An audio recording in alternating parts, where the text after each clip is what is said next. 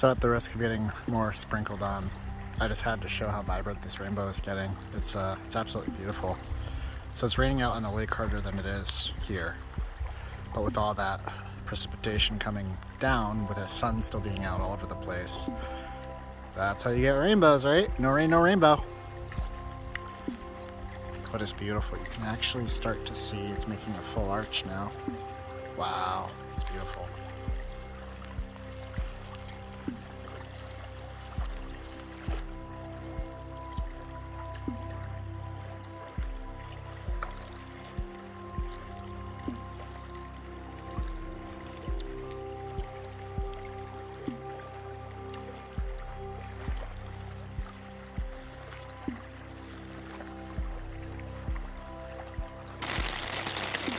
I'm glad I set up the tarp after all. So I used the Garmin InReach weather forecast thing, and it predicted a 60% chance of heavy rain. And I was looking around, I was like, I don't know about that. Well, I guess the satellites and the geniuses behind the tech know more than I do. So, raining pretty good. Dinner's done, cooling off a little bit.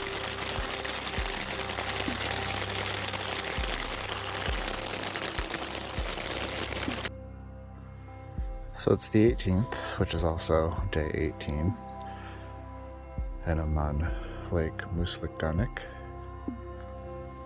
It's a little before 6. It's the second earliest I've gotten up so far, because this lake, at least in my mind, is the second most open that I have to deal with so far. Champlain being the first by far, by way more. However, this one was breezy when I came into it, and looking at it on the map, it's one of the bigger ones, with some open stretches. So my strategy today is really twofold. It's first, it's to get onto the water and enjoy it for as long as I can while it's flat, and it could I don't have that far to go on it. I might be able to get off of it before it even gets breezy.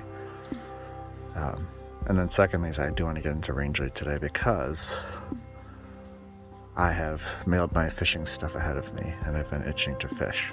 So that's the second thing. Today's supposed to actually get pretty breezy, with gusts getting up into the mid to high 20s out of the northwest, which is more than I want to be paddling in. So Rangeley's not that far away.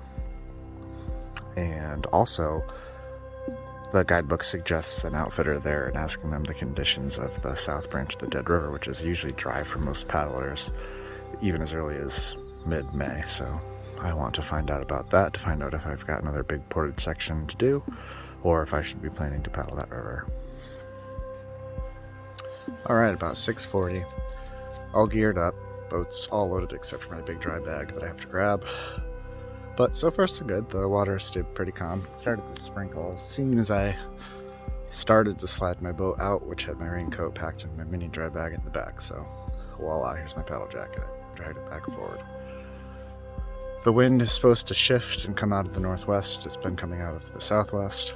I'd say it's doing that. It's probably where the rain's coming from. It's actually good, because that'll be I'll be on the right shore the whole time today to be blocking that wind. So even if it comes in gently at first and then harder later, it's pretty ideal. Had a great stay. I like this lake a lot. I would come here more often for sure. I'd just be a little bit leery about how windy it could get, because it's so open and big. But this stay was very nice. On to Rangeley. I'm in the lake proper now, the biggest center bay, which, if you look on the map, I stayed there. So now I'm down on this point here. So I have a nice big look up to the main body of the lake. So panning to the southwest first. The entrance that I came in is on the far side of that island. That long, skinny, low island over there has a whole bunch of campsites on it on the western shore. That island right behind me, the opposite side of that has the headquarters for the preserve. And that island has like 18 sites on it, so that's probably super popular or easy access for folks. I'm not an owl, so I have to spin around the other direction real quick. That's Brady Point 1. Brady 2 is on the other side of that point. That's the original one that I booked, but it wasn't prepared for me. It wasn't open yet for the year, I should say. So they moved me. And so that's off looking to the north. The water's still lovely and calm. The loons were spectacular last night. They were singing all night. There's enough frogs too. You can hear them now too, I hope. Anyway, that's where I'm headed. Rangeley's over there, kind of behind on the far side of that mountain, I believe. But very nice. Also, if the wind is coming out of... Oh, look, I think we got a flyer. Yep, there we go. Flying loon. Not super rare to see, but always cool. But if indeed the weather is coming out of the northwest now, there's a lot of blue sky over there, so fingers crossed. Right now it's raining pretty good, but once that moves in.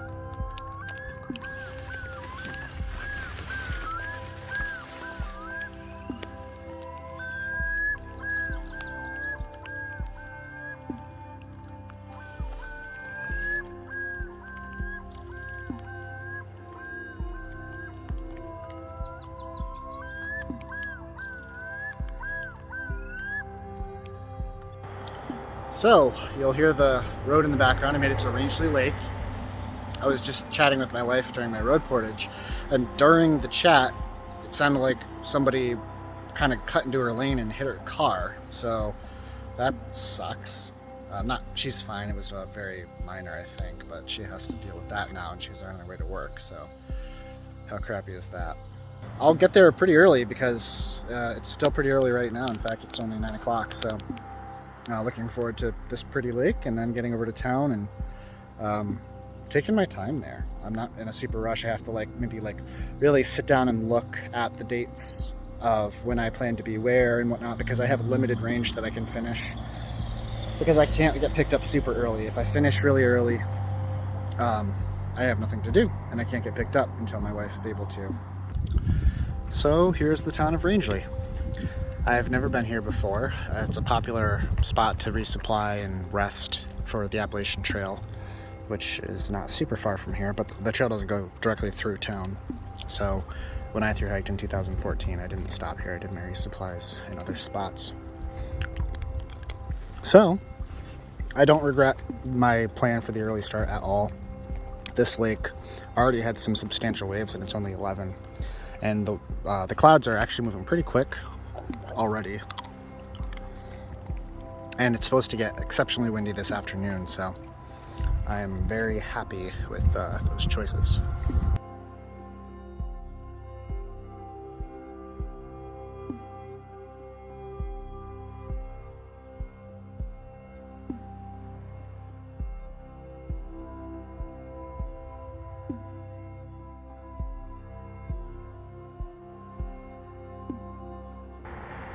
Okay, so it's time to leave Rangeley. I had a nice stay in the hotel, coffee for breakfast and all that good stuff.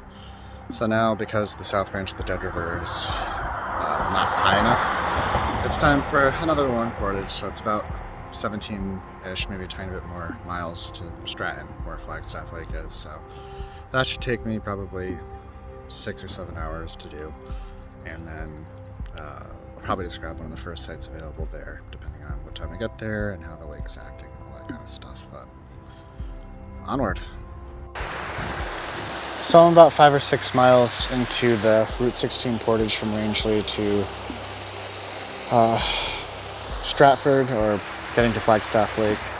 And then this is the south branch of the Dead River that I'm portaging around. So clearly there's a bunch of water, but it's extremely shallow. There's rocks everywhere. I guess if you had an older boat that was super durable, like a Royal X or a Tough Stuff or something of that nature, you could probably drag the boat through a lot of this. And there's some spots like up there, it looks a little paddable, but for my my carbon Kevlar boat, I certainly don't want to bounce it off all that stuff. So it looks like the portage is the way to go. So if I'm not mistaken, those high peaks over there is the Bigelow Mountain Range, which is part of the Appalachian Trail, and they are along the southern shore of Flagstaff Lake. So I finally have a glimpse of where I'm trying to end up, and it's on the other side of those mountains. Thankfully, of course, I'm not going over them. All right, 18 miles done. So there's a sign for the Northern Forest Canoe Trail. This is the Bigelow boat launch. You can see off in the distance there.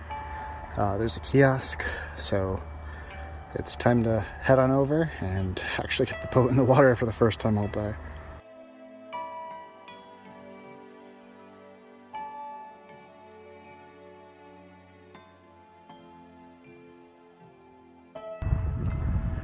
Okay, here we are. So there's the stuff waiting to get put in down on that dock.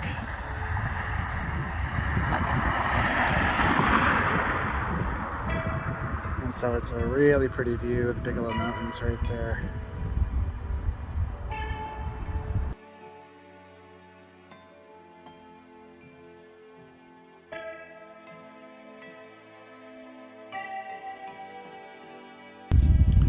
This is Flagstaff Lake.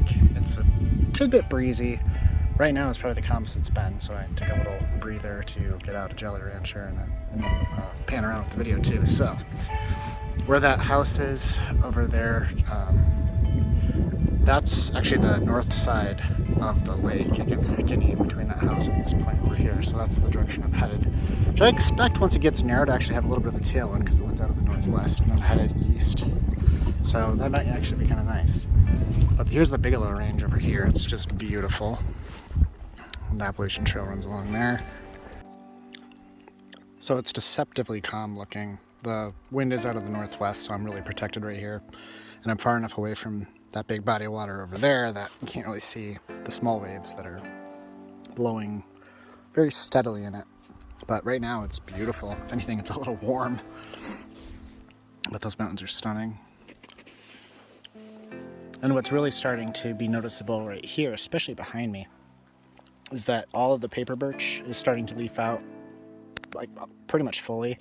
And then a bunch of the maple in there, like these little guys down here, these little red maples, they're starting to as well. Like those leaves are definitely more than buds at this point. So everything's becoming greener, which means the bugs are coming too. But they haven't been biting; they've just been swarming my head. So they'll get hungry soon. But I haven't had to use bug spray a single time, and I'm already a good ways into Maine. So the lake itself basically is this big long arch. I guess that's a better way to put it. So right now I'm about here. So I'm getting that first glimpse all the way down to here. And then the spot that I'm headed towards is this little tiny dot of an island, which is that thing that juts out the furthest right here, this thing. And it's a Wednesday. It's still pretty early in the season. I'm hoping I get it. It's a sentimental spot because I've been here once before, and it was over a decade ago, and it was with my now wife way back when we started first dating. So we came out here on one of our first ever two-person canoe trips together. So and that's where we stayed. So I really hope that nobody's on the island. It's unlikely that they will be, but let's go find out. Alright, so I got to the spot that I wanted to get to, and for the first time this entire trip, the spot that I want is taken. It's only the second party I've seen out this entire trip that's over there in the red boat with a big old tent. So I have to go find some other place. There's another site down here on the corner, so I'll go check that out. So I'm blown away. Today starts like a really warm front that comes in, so some days hitting close to 80 up here, which is crazy from May in Maine. And I didn't think anything of it because it's a Wednesday. But the first spot that I want was taken, so I was like, oh, that stinks. So I went to the next spot, and there was people there. And then I went to the third spot, and there's people there. And then I went to a spot that looked okay that was posted private property. And then I came over to the actual boat launch that has 9 sites at it, and almost all of them are taken. And I finally found one that was open. It's crazy. Before this, I'd only seen, I'm pretty sure, 2 other parties out the entire time. So 2 parties in 19 days, and then today, which is a nice day, there's, I guess you can add like 10 to that. So 5 times more today than the other 19 days combined. It's nuts. So a hummingbird just, there he goes. It's hard to really, oh. Don't hurt yourself on the, so it's a ruby-throated hummingbird, a male. That's not something I thought I would see. At first I thought it was like a another bug that wanted to fly in my face and annoy me, but nope. So it's about 7:30, the wind's dying down, and it's just beautiful, really calm out there, really no clouds in the sky. It's warm too. Today got up to almost 80, even right now it's about 60 degrees, so it's a lot warmer than it's been, and I think a lot of people are taking advantage of that, which is, it's good. I'm glad people are getting out. I'm just very surprised, and I'm a little bit bummed because I really did want to get that Hurricane Island campsite. But what can you do? I got here pretty late. I'm going to get up early anyway, so it's not like I need the perfect campsite for tonight, since I'm getting up early anyway. Wouldn't have had a lot of time to enjoy it, but this will work just fine. And I'll be stunned if I see anybody else kind of where I am tomorrow. So we got a loon coming up to say hi.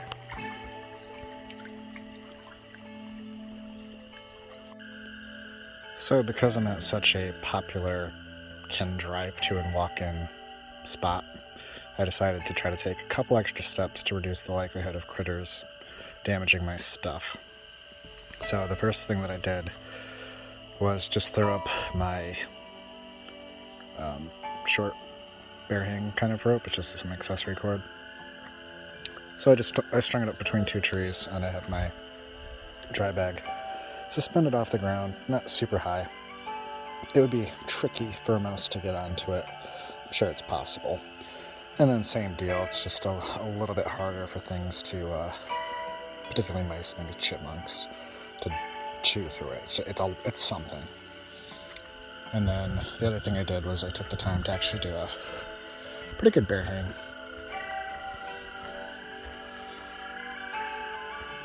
The broken branches up there at first, I threw my cord over and I tested them by gently and then increasingly pulling pressure on them, and they all creaked, and that one actually has got like a 90-degree bend. It used to not.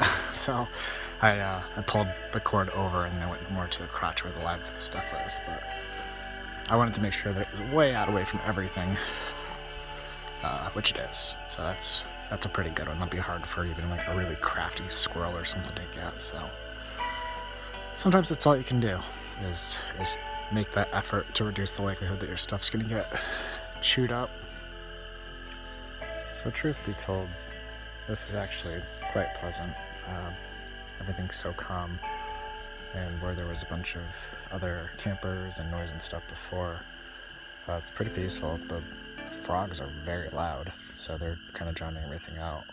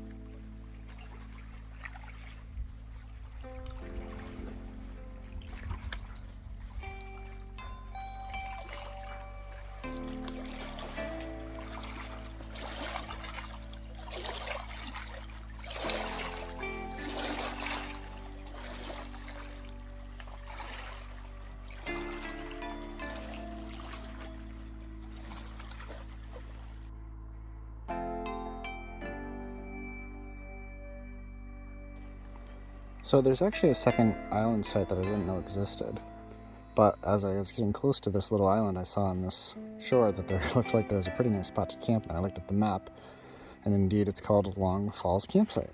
So that would be a great one, because if you look at what you've got here, big open beautiful lake, and then boom, you get the mountains too. Pretty stunning, so that would be a really nice one too. And it's almost all the way at the north end of the lake. You can see the dams right there.